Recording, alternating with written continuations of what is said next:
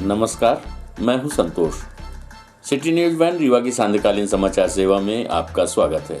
प्रस्तुत हैं आज की मुख्य खबरें। पूर्व मुख्यमंत्री दिग्विजय सिंह ने देवतलाव का किया दौरा। कांग्रेस पदाधिकारियों एवं कार्यकर्ताओं में दिखा उत्साह, किया गया भव्य स्वागत। आपको बता दें कि पूर्व मुख्यमंत्री दिग्विजय सिंह बुधवार को सिरमौर विधानसभा क्षेत्र और देवतलाव विधानसभा क्षेत्र में कार्यकर्ताओं एवं पदाधिकारियों की बैठक लेकर चुनावी रणनीति पर चर्चा कर कुछ अपनी कही, कुछ कार्यकर्ताओं की सुनी। अंतिम में कहा कि सब एकता के साथ सिर्फ जीत के लिए मैदान में उतरें।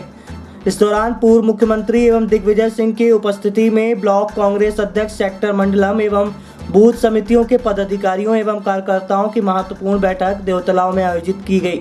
इस दौरान उन्होंने पार्टी को मजबूती पर चर्चा कर दिशा निर्देश दिए। आपको बता दें कि ये वर्ष चुनावी वर्ष है जिसमें विधानसभा के चुनाव होने हैं। इसकी तैयारियों को लेकर सभी पार्टी के दिग्गज नेता प्रदेश भर के जिलों के भ्रमण पर हैं। इसी कड़ी में पूर्व मुख्यमंत्री दिग्विजय सिंह ने भी रीवा, सिरमौर, देवतलाव विधानसभा क्षेत्र का भ्रमण किया तथा पार्टी के पदाधिकारी एवं कार्यकर्ताओं से विस्तार से चर्चा की। बताते हैं कि देवतलाव विधानसभा क्षेत्र में कांग्रेस पार्टी से डॉक्टर SS तिवारी का नाम सबसे आगे है, जो कि पिछले एक दशक से कांग्रेस पार्टी की सोच एवं उनके विचारों को लोगों के बीच पहुंचाने में सफल रहे हैं। बता दें कि प्रदेश में बढ़ती बेरोजगारी को लेकर डॉक्टर SS तिवारी के नेतृत्व में समयक अभियान भी जारी है, जिसको लेकर पूर्व मुख्यमंत्री दिग्विजय सिंह ने बेरोजगारी खिलाफ चल रही लड़ाई को जारी रखने की बात कही है। इस दौरान कांग्रेस के जिला प्रभारी प्रताप भानु शर्मा तथा कांग्रेस के ग्रामीण अध्यक्ष राजेंद्र शर्मा एवं शहर अध्यक्ष लखनलाल खंडेलवाल, पूर्व लोकसभा प्रत्याशी सिद्धार्थ राज तिवारी, रीवा महापौर अजय मिश्रा बाबा सहित अन्य पदाधिकारी एवं कार्यकर्ता उपस्थित रहे। प्रस्तुत है पूर्व मुख्यमंत्री दिग्विजय सिंह से प्राप्त जानकारी के अंश। देवतलाव से 35 साल से हारी इसका क्या देवतलाव सीट में हम क्यों हार रहे हैं इसका आकलन हम लोग कर रहे हैं और इसीलिए यहाँ पर मौजूद सारे लोगों से हम बात सुनना चाहते थे, लेकिन आज थोड़ी देरी हो गई और चूँकि ये मैरिज गार्डन भी आज 6 बजे के बाद देना। मेरा एक सवाल और है, क्या हर बार इसी तरह प्रयोग होगा कि इस बार भी कार्यकर्ताओं के बीच से किसी को टिकट मिलेगी? हमारी पूरी कोशिश होगी कि हमारा सर्वे जो हो रहा है, कमलनाथ जी जो करवा रहे हैं, अनेक एजेंसी के माध्यम से करा रहे हैं, जिसमें जिसका नाम आएगा उसको हम लोग सब मिलकर सपोर्ट करेंगे। कहिए सोनिया जी, ठीक कह रहा हूँ ना मैं? शुभम जी, बड़ा क्रांतिकारी भाषण हुआ है आज। ये बहुत सक्रिय है।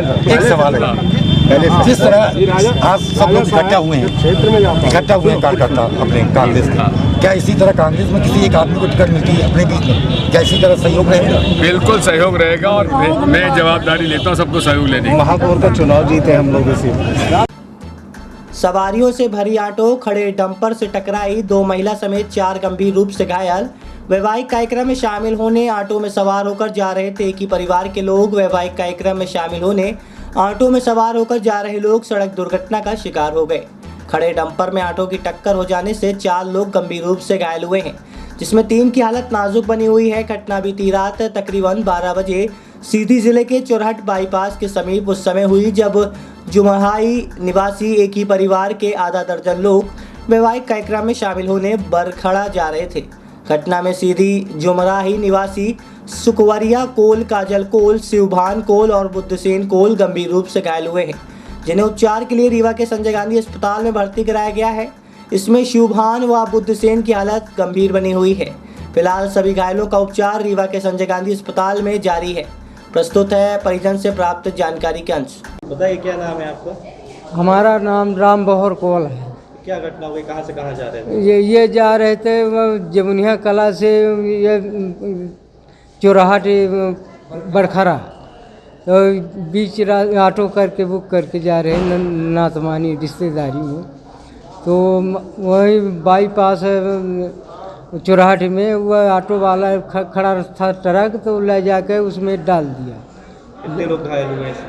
यहाँ 3 लोग घायल हुए हैं। कौन कौन नाम है? नाम एक सुखबरिया है, मेरी पत्नी है, और काजल हमारी बड़ी बेटी है, और वो हाँ शिवभान हमारा दामाद है। शिवभान उनको गंभीर चोटें लगी हुई है, वो ICU वार्ड में भर्ती है।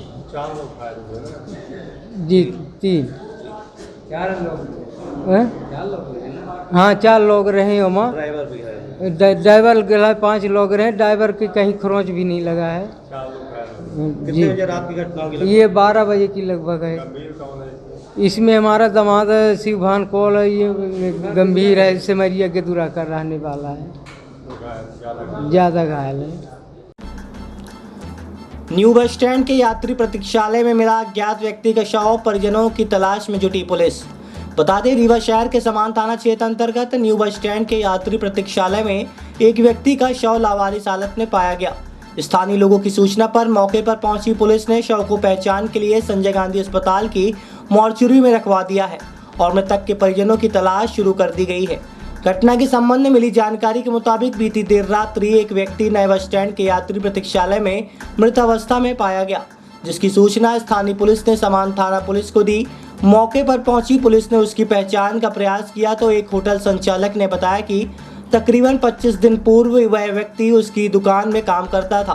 होटल संचालक शिवाजी पटेल ने बताया कि वह अपना नाम राजा पटेल निवासी कटनी बताता था। इसके अलावा और कुछ भी उसके संबंध में जानकारी हाथ नहीं लगी है। वहीं थाना प्रभारी जेपी पटेल ने बताया कि मृतक के शव को पीएम और पहचान के लिए संजय गांधी अस्पताल में रखवाया गया है और उसके परिजनों की तलाश की जा रही है। अब तक उसके संबंध में किसी भी प्रकार की कोई जानकारी नहीं लगी है। प्रस्तुत है होटल संचालक एवं थाना प्रभारी समान जेपी पटेल से प्राप्त जानकारी के अंश। शिवाजी पटेल। ठीक है, वो बॉडी मिली है आपके यहाँ, ये काम करते थे कुछ दिन पहले, ऐसा कुछ है? हाँ, ये 15-20 दिन पहले हमारे यहाँ काम करता रहा। इसके बाद 20-25 दिन हो गया जो हमारे यहाँ से हट गया। पता नहीं 10-12-15 दिन से तो ये दिखा ही नहीं स्टैंड में, कहाँ रहता है, कहाँ सोता था, क्या कर रहा, किसके साथ कर रहा काम, पता नहीं है। तो आज अचानक पुलिस वाले जब बुलवाए तब पता चला कि ये ख़त्म हो गया है। कहाँ के है पता है आपको? वो अपना पता कटनी बताता था कि कटनी का जी, राजा पटेल अपना नाम बताता रहा जी। ऐसा पता चल रहा कि वही मतलब प्रतीक्षालय में पड़े खत्म हो गया, लोगों को पता कैसे? अब ये तो जो देखे होंगे वो लोग बताए। अभी यहाँ जैसे हमको तो पता नहीं, जानकारी नहीं हमको। तो जब पुलिस ने बुलाया कि भाई पता करने के लिए, पूछताछ के लिए, तब पता चला कि ये आज माने ख़त्म हो गया है, नहीं है। आपके यहाँ काम कैसे छोड़ दिया था, क्या काम? एक्चुअली ये क्या करता, ये दारू वारू पीता रहा। तो का हम एक दिन चले गए इसको जिम्मेवारी छोड़ करके कि तुम देखना हम जा रहे। तो उस दिन ये दारू पी के सो गया।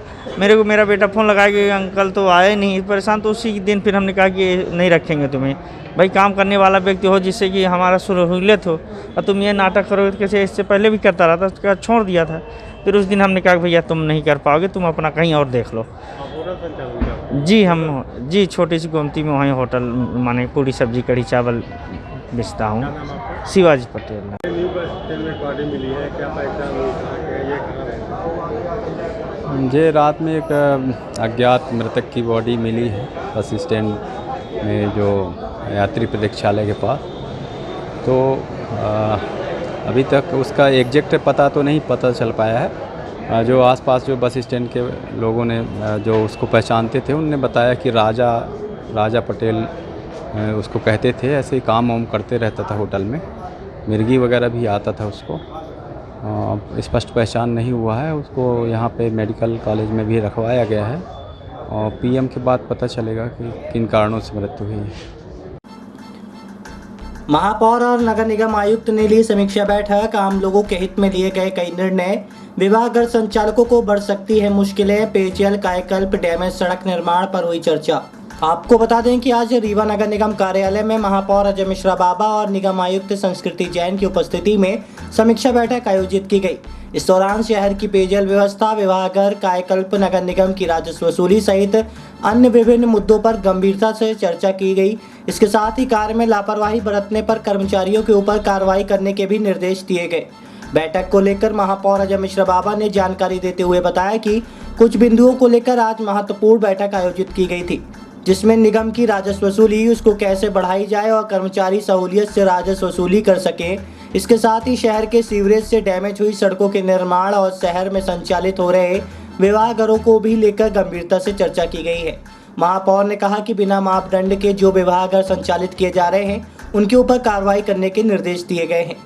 प्रस्तुत है महापौर अजय मिश्रा बाबा से प्राप्त जानकारी का अंश। समीक्षा बैठक हुई थी, तो निर्माण कार्य, पेयजल और कायाकल्प और राजस्व वसूली, अवैध कॉलोनी, विवाह घर निगम की वित्तीय स्थिति, ये सब विषयों पर चर्चा समीक्षा बैठक थी।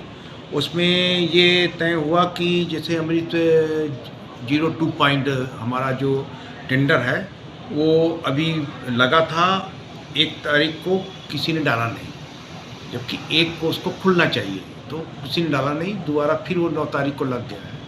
अभी 25-26 तारीख तक में इस बार उम्मीद है कि कोई ना कोई डालेगा, तो एक हमारी महत्वाकांक्षी योजना ये चालू हो जाएगी। कायाकल्प का जो हमको 10 करोड़ रुपए मिला है, उसमें हमने 8 करोड़ 8 लाख रुपए बुक कर दिया। हमारे पास शेष बचा है 1 करोड़ 92 लाख रुपए, उसको भी हम बुक करेंगे। 10 करोड़ की एक हमारी योजना है, उस पर यह निर्णय लिया गया है कि जो सड़कें सीवरेज से डैमेज है उनको बनाई जाए, और जहां हमने लिया है वहां सीवरेज पहले डाल दिया जाए, पाइपलाइन डाल दी जाए, उसके बाद उसके ऊपर डामर किया जाए। दूसरा, निर्माण कार्य जो हमारे हो रहे हैं उसको उसकी क्वालिटी पे विशेष ध्यान दिया जाए। अगर हमको आमजन, मीडिया, किसी के माध्यम से कोई जानकारी आएगी तो उस पर हम जांच बैठा देंगे। हमने उनसे साफ साफ कहा है कि हम आपका सहयोग करेंगे, आप जनता के कार्य को अच्छे भावना से करिए। विवाह घर पंजीयन, अभी बहुत से विवाह घरों में ताला बंद कर दिया था, लफड़ा फंसाए हुए थे, पंजीयन नहीं कर रहे थे, बड़ी विसंगतियां थी, उसको वो कराया। जो और विवाह घर खुल गए हैं, हमने कहा उनका भी पंजीयन करिए, जिससे आने वाले समय में कोई ऐसी विसंगतियां ना हो। राजस्व वसूली बहुत कमज़ोर है, उसके लिए हमने बोला है कि राजस्व वसूली बढ़ाई जाए, नहायत किसी को तंग न किया जाए, जो सही वसूली है वही किया जाए।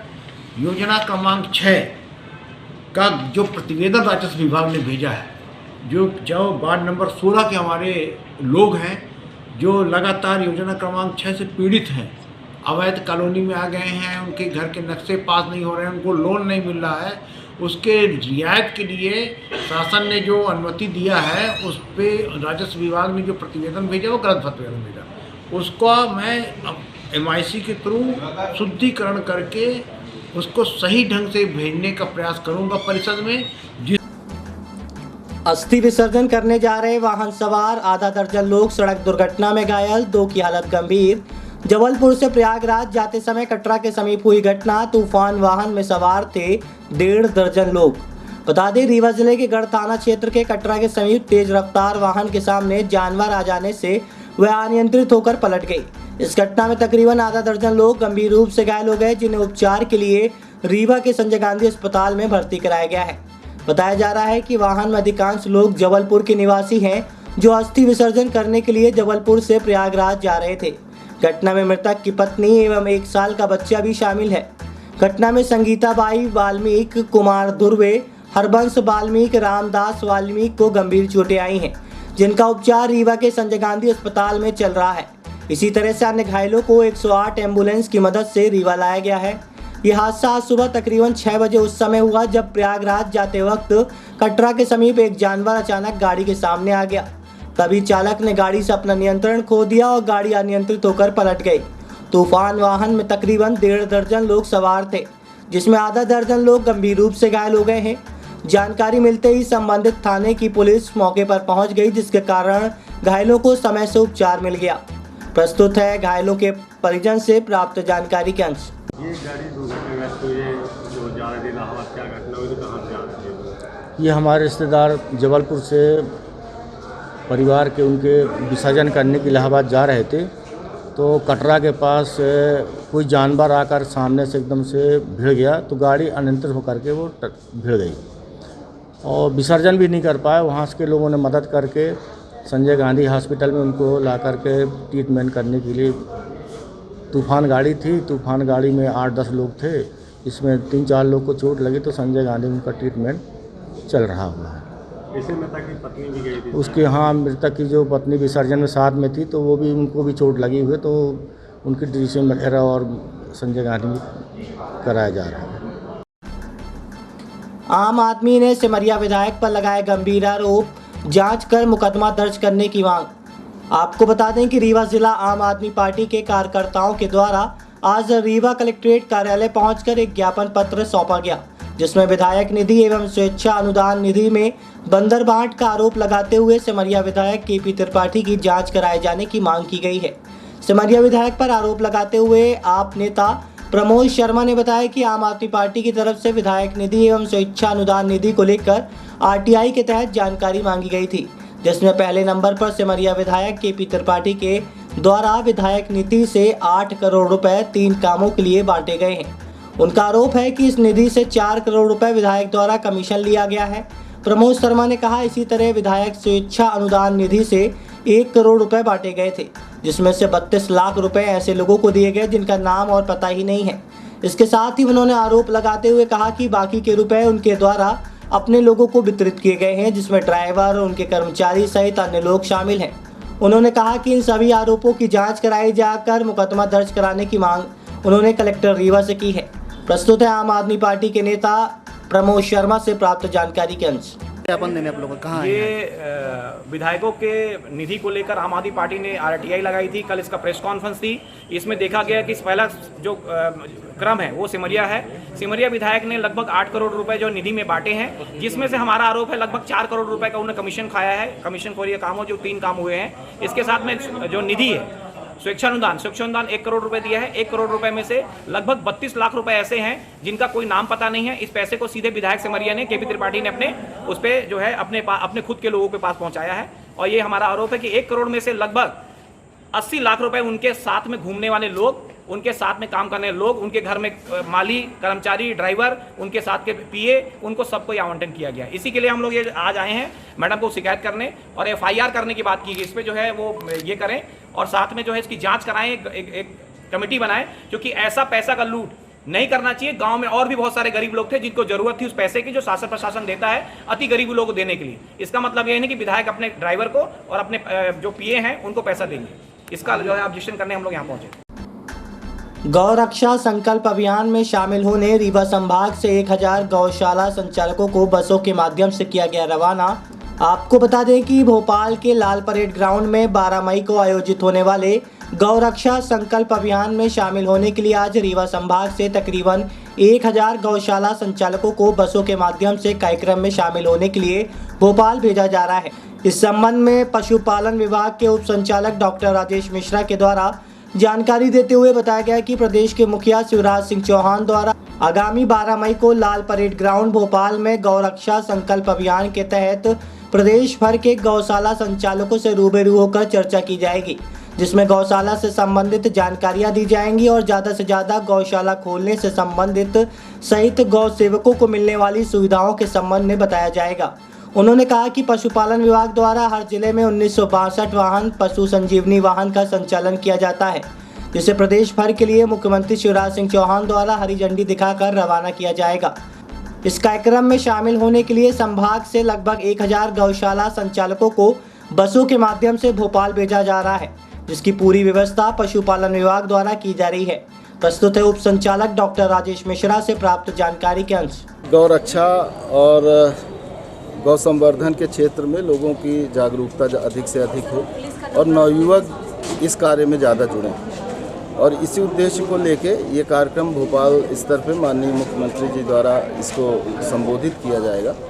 साथ ही दूसरा उद्देश्य ये भी है कि अभी 1962 के वाहन जो हमारे यहाँ जो निःशुल्क जैसे 108 एम्बुलेंस चलती है, उसी तरह से पशुओं के लिए भी ये सुविधा प्रदान की जा रही है और हर ब्लॉक में एक वाहन उपलब्ध रहेगा, जिसमें पूरी डेडिकेटेड टीम रहेगी, डॉक्टर की, सहायक की, ड्राइवर की। और ये सारे वाहन भोपाल से एक साथ पूरे प्रदेश के वाहन रिलीज हो रहे हैं और हर जिला को जितने वाहन आवंटित हैं वो सारे वाहन यहाँ जिला मुख्यालय पे आएंगे। उसके बाद वहाँ से हमारे ब्लॉक के जो विकास खंड के अधिकारी हैं वो माननीय मुख्यमंत्री जी उनको सौंपेंगे वाहनों को, और ब्लॉक के चिकित्सक उन वाहनों को जिले स्तर पर लेके आएंगे और फिर जिले स्तर में कार्य शुरू हो जाएगा।